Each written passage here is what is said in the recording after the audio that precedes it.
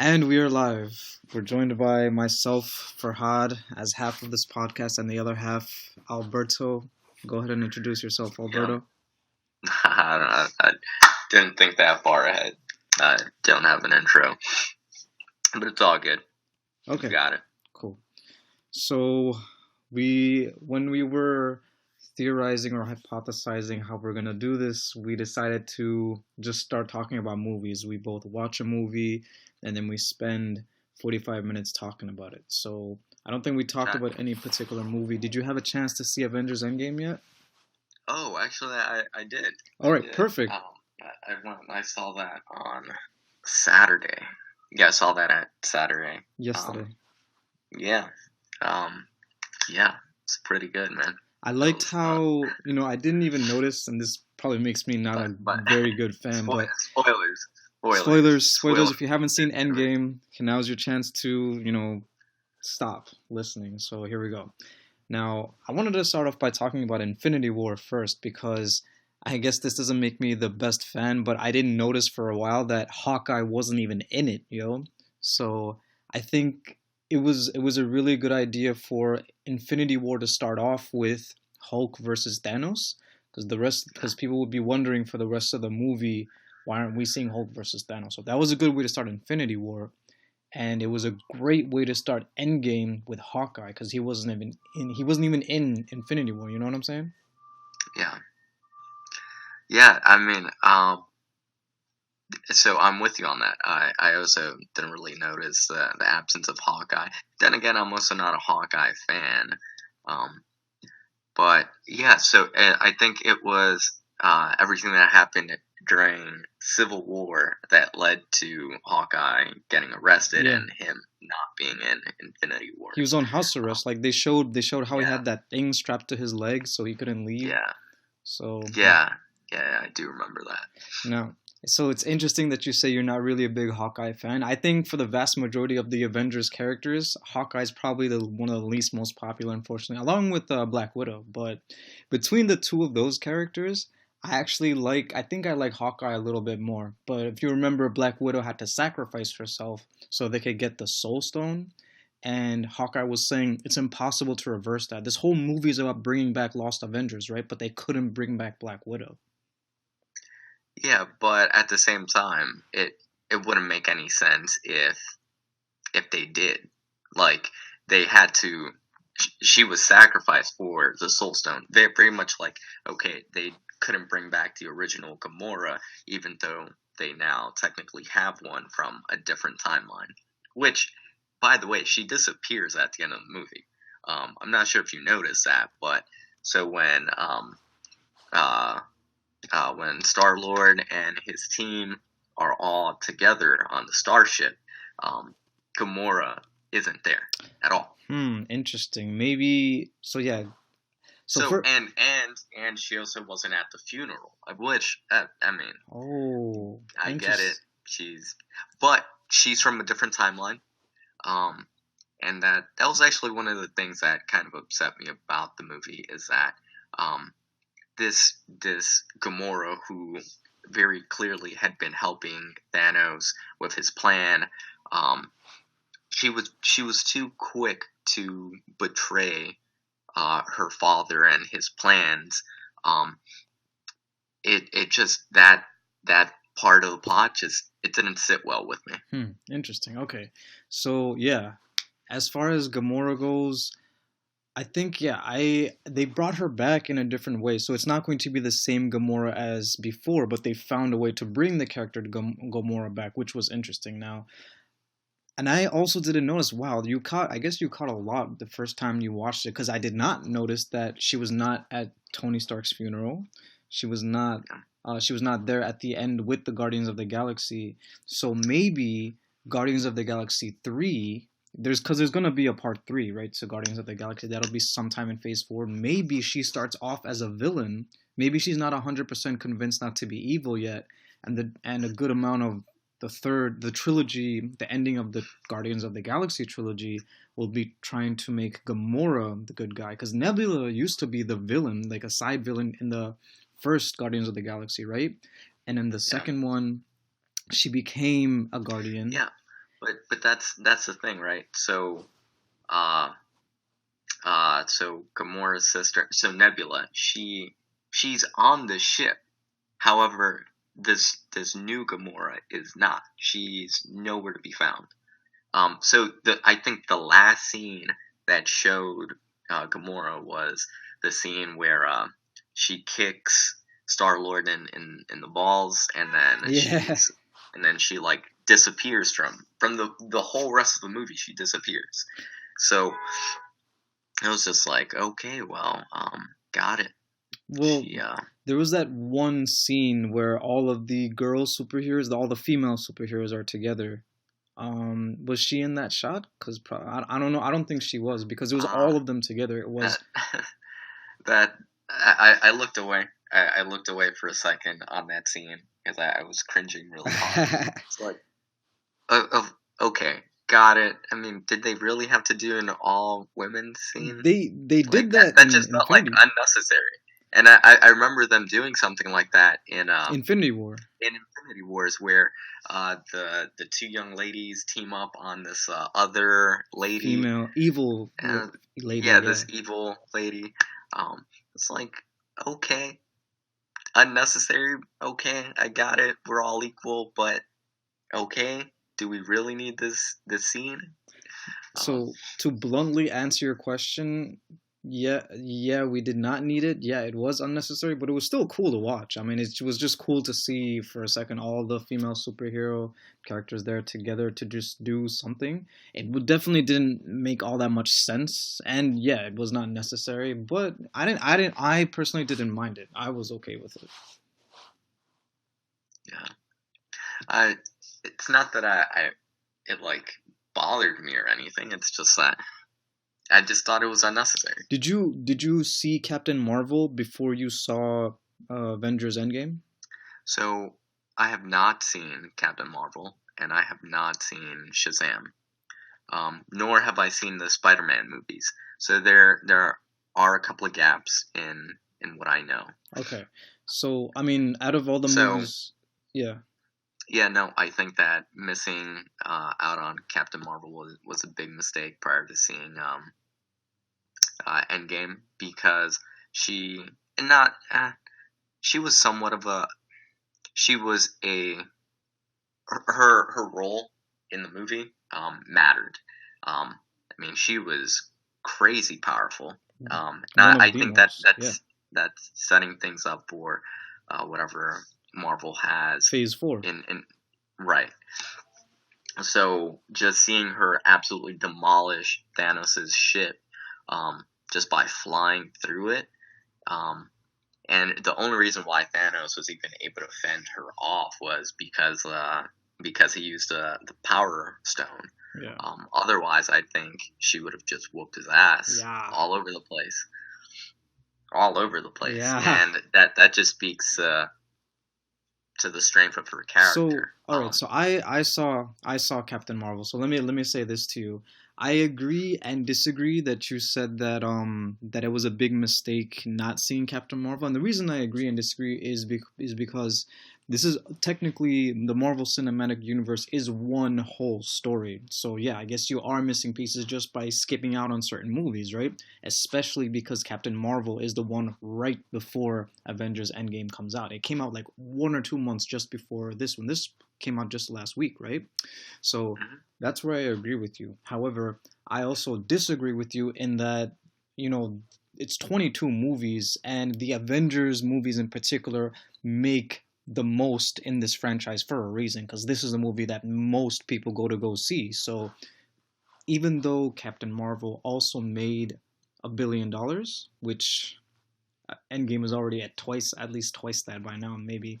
But even though this is the biggest franchise, you have to leave room, like a 10% room, for the audience that hasn't seen them all, and have some sort of introduction to this character in this movie, because all the other characters are, decade almost a decade old at this point in terms of storytelling, and Captain Marvel is new, and since she'll be new for everybody else in this, not just for the audience but for those characters too, like some sort of introduction between them could have also helped, not hurt.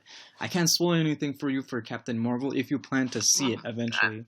It's not a big deal. Okay. I honestly don't mind. Okay. At least for Captain Marvel, I don't mind if you spoil this movie for me because that's probably one of the few, along with Spider-Man, that I'll just wait till they hit Netflix and watch them. I'll just spoil the big set pieces for you in Captain Marvel. Like you were just mentioning how she blew through Thanos' spaceship, right?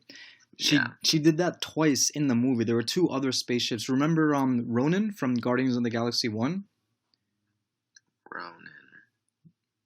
Ronan. He was the villain from the first Guardians of the Galaxy.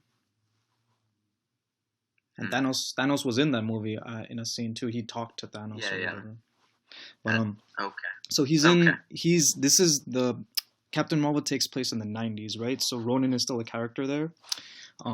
And Captain Marvel blows through two of his ships in space, not one but two. So when she did that in Avengers Endgame, I already knew she was capable of that. So I was just seeing her do it like a badass for the third time, right? So yeah, so that already happened. Got it. That's something expected for people who did see Captain Marvel. So that's one thing I'll spoil for you. And the other thing is, you know how all these movies have like mid-credit scenes and post-credit scenes? Mm-hmm.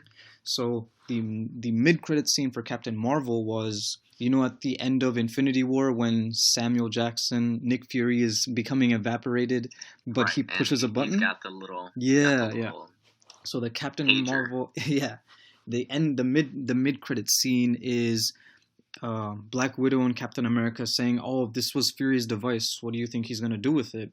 And then Black Widow turns around and says, "I guess we'll find out." And she's there. Captain America's there, and she's like, "Where's Fury?" Because Fury gave that. I mean, she gave that to Fury and said, "Call me only on emergencies." So one of the memes of this movie, I don't know if you've noticed, is people saying, why didn't Nick Fury call Captain Marvel for the first Avengers, the attack at New York, or the second Avengers, and blah blah blah. So that's one of the memes of the movie. I don't know if you caught on to any of that. Okay. No, I haven't. Yeah, that's okay. Go on. So yeah, so that was the mid-credit scene. So and that was basically the only introduction we got to any of the other Avengers plus Captain Marvel. Other than that, they skipped over that entirely for Endgame, you know, which is also kind of a good thing if you think about it, because this movie was 3 hours long. They had so much to cover that I guess it wasn't totally that big a deal that they didn't make a big deal over Captain Marvel. Well, a couple of things that they clearly glazed over are, so Captain America has a whole nother adventure. So when he steps into the time machine and he goes to deliver all of the stones, man, there is a lot of things to say on each delivery, right? Because when he returns the Soul Stone, how does that go? That's I think there's a good bit of scenes associated with. Oh, you're right. Because the guy he would deliver them to would be the Nazi guy. Dude. He recognizes that Nazi. Yeah. All right, go on. Keep going. So the delivery of the Nazi dude, his encounter with the Supreme Witch, the bald-headed lady. Yeah, the elder, or whatever, the ancient one. That's the one. Sure. Yeah. So him going back there to deliver that to her, him slipping back into that whole scene where they're at Tony Stark's tower and somehow getting another Tesseract and putting the Time Stone in there. Not the Time Stone, the blue one, the space. Yeah, the Space Stone. And then, I guess the Power Stone's easy. You can do that early on. The Reality Stone. So it doesn't really show what Rocket Raccoon does to extract the stone. It just, so that whole scene where he extracts the Reality Stone, he just bursts out of some room with the stone, saying that he's got it, but that whole process. The only thing we saw was that he had to sneak up on Natalie Portman's character. What was her name? Jane, I think. And Natalie Portman had a falling out with the MCU at some point, so I think bringing her back on was kind of awkward because in the story they had to make it up that Thor and her broke up, right? That's why she wasn't in Thor Ragnarok. So Oh, yeah, okay. I So think I have I don't know about any of those yeah, any of the falling outs. So so I think some of them might have just been Hollywood politics because the stone was inside Jane or something, whatever that means, something of that sort. And Rocket had to get it out of her somehow, or like from her, whatever. And I think yeah, because of the whole Natalie Portman Jane Foster thing, she was only also in the movie for like 5 seconds we saw. So yeah, that's true. That's another whole thing there. Um, what did you think about how when so yeah, we were since we were talking about how Hawkeye was they started off this movie with Hawkeye for a reason, right? So how did you feel about how when they were getting to retrieve the Soul Stone from the get go that they were basically Black Widow and Hawkeye were fighting each other to not let the other one kill the other so that they can yeah. sacrifice themselves. How did you feel about that? What did you? So Yeah. no, so initially I didn't catch on to that. So when they split up the different teams, okay, you guys go get the stone, you guys go get the stone. So when they split up the teams, I didn't catch on to the fact that right, in order to get the soul stone, you gotta make a sacrifice. So the whole the magnitude of that selection and the team that the two people that were selected to go out after the soul stone, that didn't hit me until they got to the place. Mm, So it that that scene caught me off guard, and yeah. then um, the fact that the two were fighting over it, um, I think that scene extended a little farther than it needed to. Um, Yeah. like, okay, after one of the characters steps off, the fact that she shoots this grapple hook into the mountainside and then they're both dangling, Yeah. I think that was excessive. Yeah. They could have ended that with just the designated character jumping off. Um, but again, because I didn't really care for Hawkeye, didn't really care for Black Widow. Neither of them. The scene didn't affect me. It was just like, okay, one of them's got to go.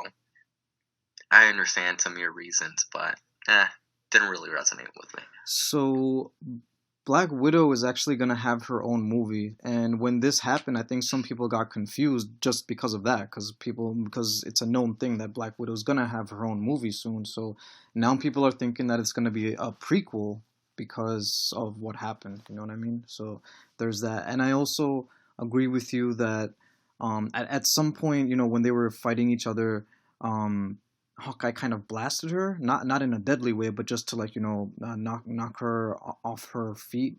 And then we see Hawkeye making eye contact with her, and then him running in slow motion off of the cliff, and that's when she makes her move to make them both dangling. So yeah, I agree with you there. And honestly, they if you remember the first Avengers movie, they kind of were trying to make us think that they were a thing, like they were a couple. But then in Avengers 2, they just reveal that Hawkeye has his Yeah, own family. yeah. And So there was a whole lot of confusion with that. So like there was that one scene where Black Widow goes to Japan and sees uh, Hawkeye killing all these Japanese people. yeah, Um, he's where at the end of that scene they're both holding hands, and I was like, this this whole her bouncing around with Bruce Banner and Hawkeye. It's like, just make up your mind. You guys are confusing me. Just keep one love story, and that'll be fine. But I think what they were going for was again to develop that scene where they are fighting to sacrifice one yeah, another yeah, for the sake of the Soul Stone. yeah. So So I didn't like the in one I just didn't like Avengers 2 at all. I thought that whole movie felt like a filler segment to me, almost the whole thing. So I didn't really like the Hulk and Black Widow romance. in The Incredible Hulk, which was the first movie, which was the second movie of the MCU officially, because the first one was Iron Man, then it was The Incredible Hulk, and it was a different Hulk actor too. I don't know if you ever saw it. It was Edward Norton. He also had the falling out with the MCU, so he had to be replaced by Mark Ruffalo. Yeah, yeah, I do remember that. Yeah. I do remember Edward Norton playing Yeah, the Hulk. the Hulk. So, and that counted as the MCU because Tony Stark was in the end of the movie. So they he had a romance with the daughter of the general who summoned all the Avengers in Civil War. I don't know if you remember, but Betty Ross, his daughter, was the Hulk's love interest in the Incredible Hulk, and I liked that. I wish they would bring back the Betty Ross character because they were in love. They were they cared for each other at one point, and her dad is still a character sometimes. Why can't she be a character? I didn't like the Black Widow Hulk romance for that reason as well. Um, they seemed to I didn't find any sort of romantic inkling with them in the first Avengers. She was just the one sent out to recruit him, and she was just a little scared. And when Hulk was like kind of the bad Hulk on the helicarrier going after her, and then later he apologizes and they all team up together. I thought that was just them being comrades. I didn't see any sort of romance there at all whatsoever. And then they added to Avengers Part 2 and it just becomes a thing. But now she's dead. It seems like the character is, gone from the MCU this point going forward, including Tony Stark. So those are the two big deaths, right, of Avengers is Black Widow and Iron Man. Am I missing anybody, or are those the two like main deaths? Well, Thanos is dead. Oh right, twice. Thanos is dead twice now. Yeah, it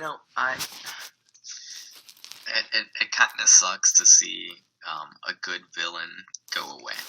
Like Thanos was a very strong villain, and I just thought that they could have used him for so much more.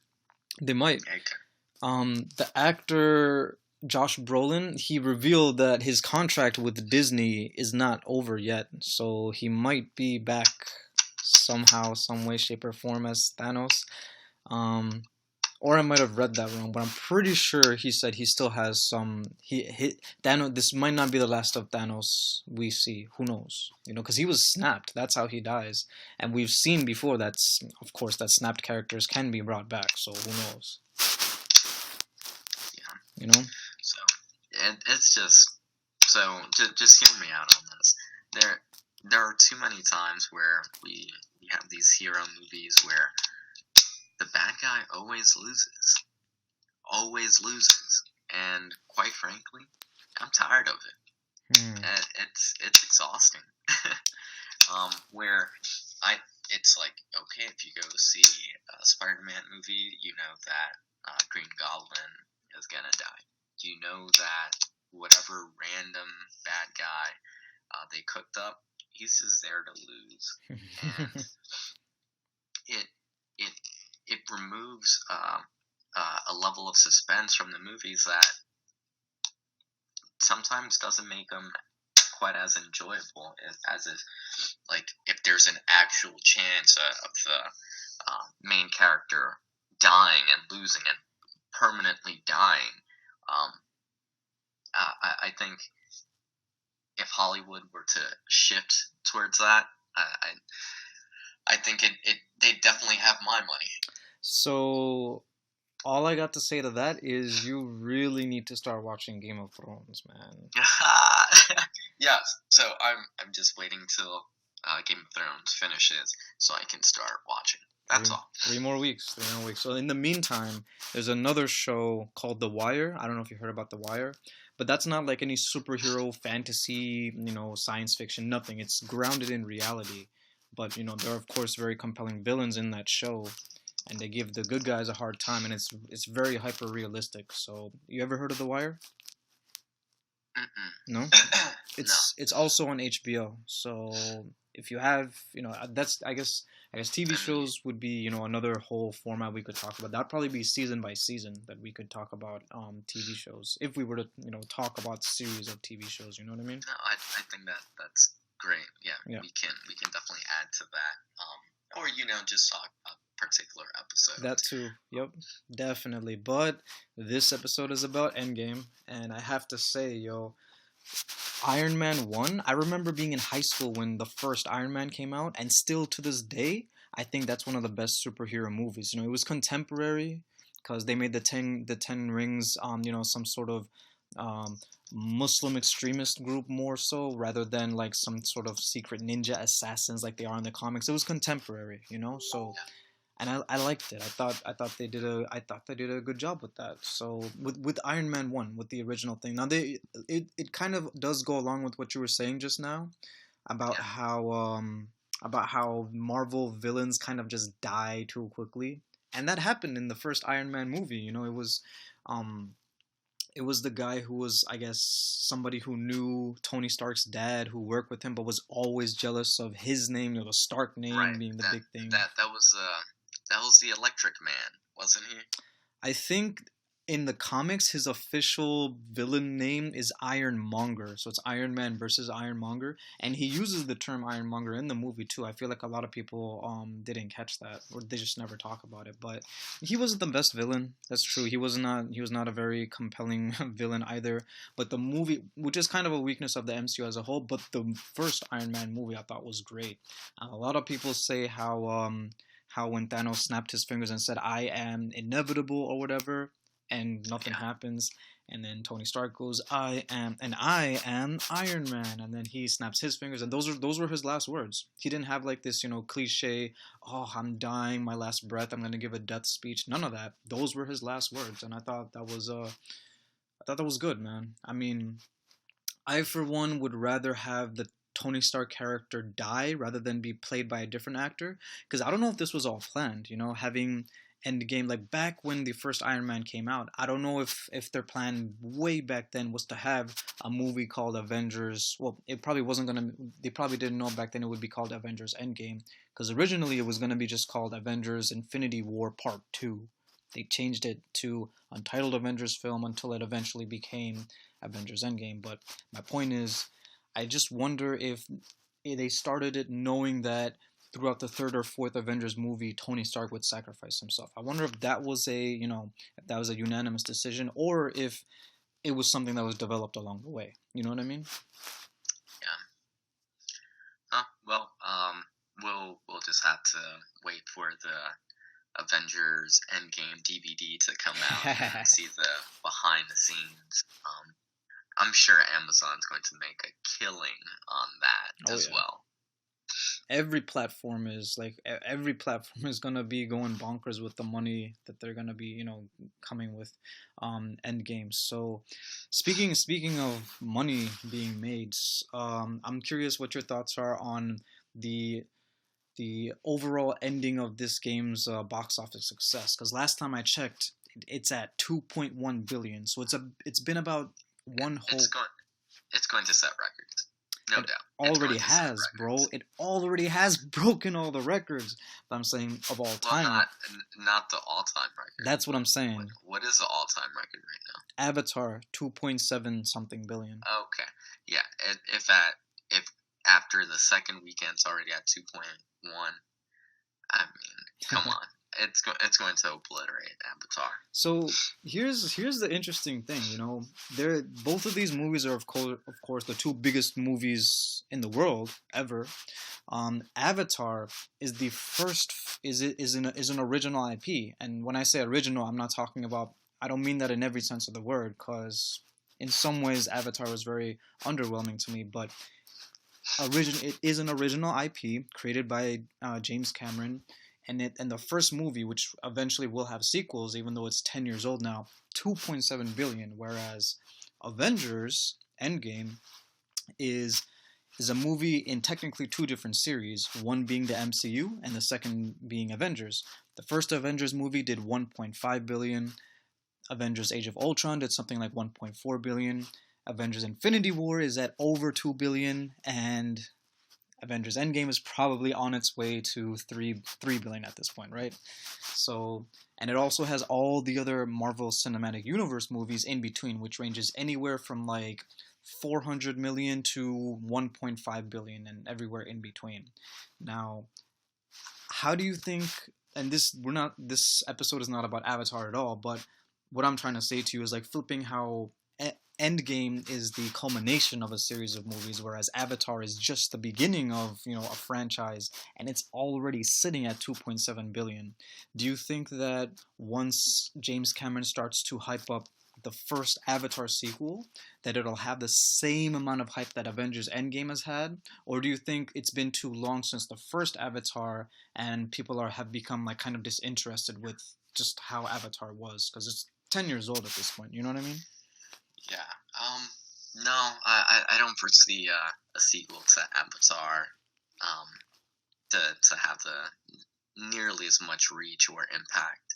Um, I mean, just from personal experience, Avatar was a good movie, but I mean, if you were to tell me, hey, Avatar 2 came out this weekend, I would not be in a hurry at all Yeah. to watch it. Now, if Yeah. you were to tell me Guardians of the Galaxy 3 is currently out in theaters, like, whoa, hold on, I need to go check this Yeah. thing out. Yep. Because I feel like at this point, it's part 3, and there's these characters have been in so many movies. I feel like I feel a closer connection to these characters than I do any of the Avatar characters. In fact, I I can't really recall the characters in Avatar, but that's just to say that there isn't that connection after having watched the movies or having watched that movie so long ago. There's just not that kind of connection. Whereas these Marvel characters, it's every year there are multiple Marvel movies, 3. and At least I think it's 3 a year. Yeah. so that kind of consistency, um, that keeps you going to the theater, that keeps you involved in these characters, new adventures. Sure, ones always win, but you get to see how these characters are progressing, um, and it's interesting. Um, it's always an interesting story. So, Yes. Avatar, okay, got it. An unobtainium planet, avatars.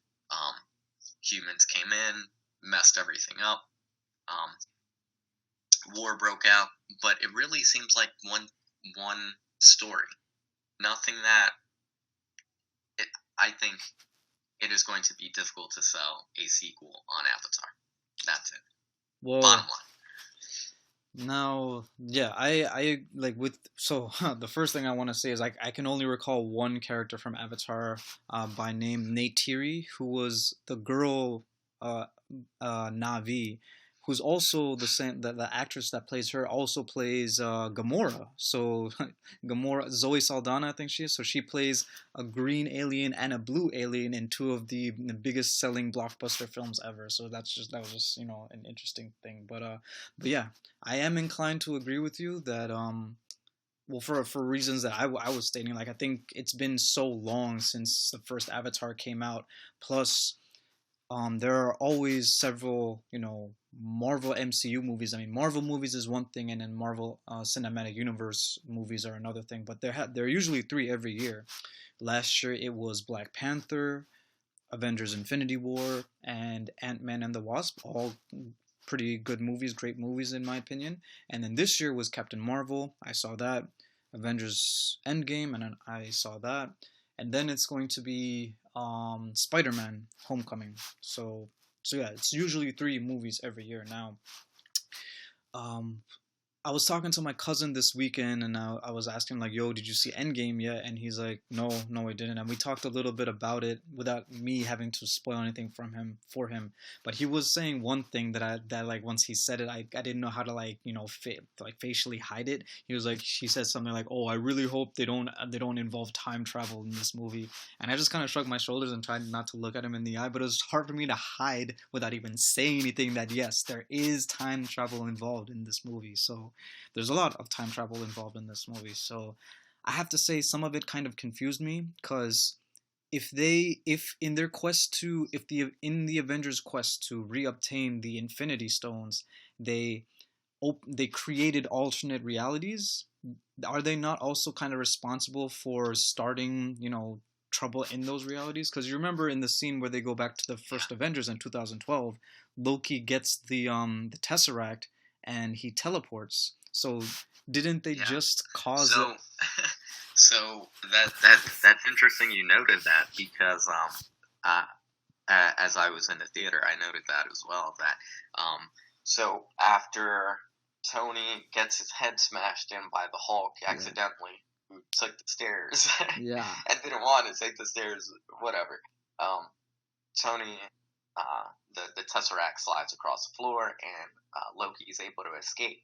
Now, the Futures Adventures, Avengers, say that their mission has failed and that, okay, they'll just go farther back in time to correct that. However, because Loki was able to escape with the Tesseract there, that whole thing yeah, creates this new timeline for the people on in that. yeah, It, exactly. it's like, okay, yeah, so what happens from there? Yeah. Now, I think I heard on YouTube that what's gonna happen from there in that particular alternate Marvel Cinematic Universe is, how Disney's coming out with their own Netflix called Disney Plus, right? Their own streaming service. Yeah, So apparently, Tom Hiddleston, the Loki actor, is gonna have his own Loki TV show, a spin-off TV show about Loki, and that's gonna launch on Disney Plus, and it's gonna pick up from where he gets the Tesseract. I think. And that's just hearsay on YouTube. I don't know if that's true. what?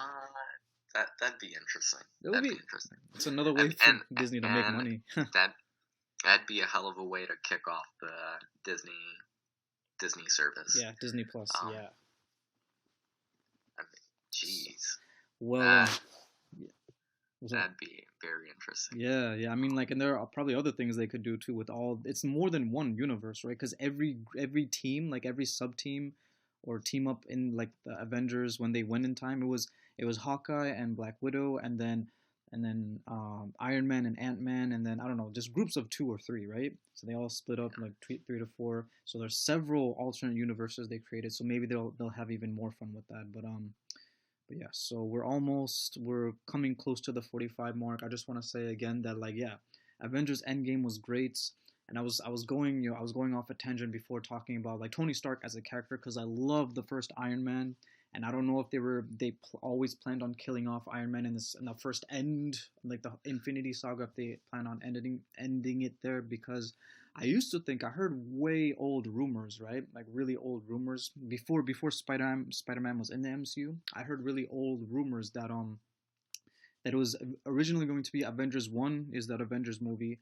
Avengers 2 was going to be Infinity War and possibly, also involve Endgame all at one point. And then Avengers 3 was going to be the Civil War. And Civil War ended up being a Captain America movie, but originally, supposedly, it was supposed to be an Avengers movie, which would involve way more characters. Basically, the Civil War would have been closer to the Civil War in the comics instead of something relatively low key in comparison. But regardless of that, I thought Endgame was great. I thought it was a great time. I think it's a great movie, very long movie. I didn't understand all of it. It's not perfect. No movie's ever perfect. So there are some parts about it that's like, I can't really be on board with 100%. But I thought it was great, and I'm excited to see where the Marvel. This makes me want more, but like it kind of quenches your thirst a little bit because one big story arc has completed, and I do want to see more, but I can also keep myself patient and see how they're gonna tackle this whole thing because there's gonna be more sequels, not just new Marvel characters, but there's gonna be sequels. There are gonna be sequels. There will be a Spider-Man 3. There will be a Doctor Strange 2. There will be a Black Panther 2. There's gonna be the Black Widow movie, etc., etc. So I'm excited. I'm excited to So see. there's plenty of more content coming our way, Yep. huh? Yep. So Wow. Well, so okay. how Now, should we end this? Do you want to give it like a star, a 5 star, like a 1 to 5 star rating? How should we end these podcasts? yeah, no, I I didn't think about that. Uh, I didn't think about maybe rating the movie, um, but hands down, of things that I've seen at the theaters recently, I think that it is it's up there. Yeah, it is um, literally up there because it's number two at the box office of all time. So it's literally up there in a yeah, sense. again, because um, because the villain kind of dies too easily, and again, it's a waste of a villain. I'm I'm going to simply rate it a 4 point. Are we gonna use 5? Is that I'd we're I'd using say 5? five. Yeah, I'd say Let's say out of 10, it gives us more range. okay. Harder to rate though, but yeah, go ahead. Yeah. Um, I'll give it a 9 out of 10. Yeah, It's not a perfect movie by any means. It was phenomenal. It was an adventure. Um, it's got a 9 out of 10 in my books. I will give this a 10 out of 10 only because Infinity War in comparison is a 9 out of 10. The way here's how I would compare these two blockbuster superhero movies that are Avengers movies, okay? So to me, the way I interpret, and you can let me know if you agree or disagree. Yeah. Avengers Infinity War is more of the action superhero movie, and even though, okay, so and Avengers Endgame is the more character driven superhero movie. Obviously, both movies have great character moments. Both movies also have, jam packed action. And Endgame had the biggest action sequence way at the ending, but overall, I think Infinity War was more about the action, and Endgame was more about the characters and their development and bringing them back. And that was what I was more entertained by. That's what I'm more entertained by with storytelling in general is characters, people, and personalities interacting. How do you feel about that? I'm saying that Infinity War is more about the action, is more overall action, and Endgame is more overall character. How would you interpret it, if anything? Uh, I can agree with that. I can agree with that. Yeah. Yeah. So for me, it's a 10. I will give this A our first movie, the 10. first rating a 10. A 10. Yeah. There's no. You're saying it was an absolute masterpiece, pure Yes. perfection. No, no, no, no, no, no. Nothing could be improved on. Dude, I mean, for example, The Last of Us as a video game is also a 10. That doesn't mean it's perfect, but it's a masterpiece, yes. And I will say Endgame is a masterpiece. And so just comparing it to Infinity War, the movie right before it, I would say that's a 9, and that's why I would give this a 10. Just Okay. in that logic. Okay. All right. Yeah, So that's fair. should we That end the episode by, talking no. about what we should be the next thing? Because what would be after this? Okay. So I think a couple of things we can definitely do are give shout outs to anybody that deserves a shout out. Yeah.